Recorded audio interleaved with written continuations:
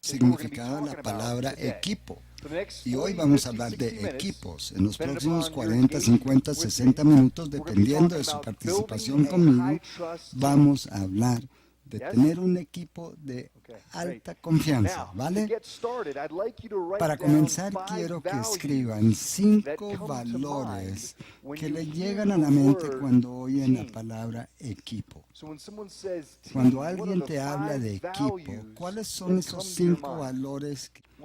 Bien, arranquemos con la palabra confianza.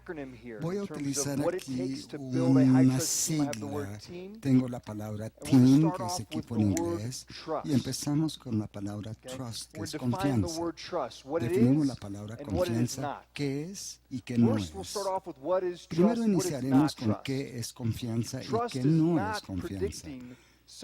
Confianza no es predecir las acciones de otros. Estuve 2 semanas con un cliente en Ohio, en Estados Unidos, el segundo empleador más grande del sector salud, y trabajé con gerentes de enfermería.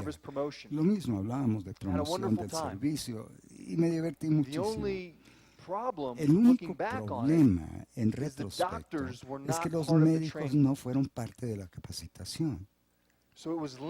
Así que fue limitado en cuanto a su eficacia. Es por eso que construir equipos de alto desempeño, de alta confianza, ¿dónde empieza? Arriba. Empieza con el presidente, el director ejecutivo. Pero primero hay que tener, ¿qué cosa? Antes de tener conflictos saludables. Confianza. Primero hay que tener la confianza establecida, porque si no tienes la confianza establecida, la gente no va a expresar su opinión, no se va a atrever a decir nada. Es por eso que es tan crítico tener eso, tan crítico tener primero la confianza. Y luego se puede tener el conflicto saludable, que es una deliberación, un debate general, nada personal.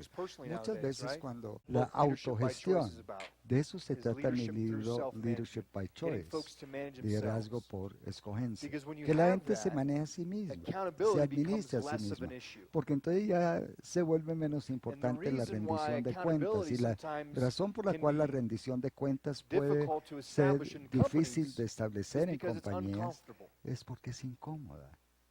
Hemos hablado entonces de team, hemos hablado de confianza, el entorno, rendición de cuentas y ahora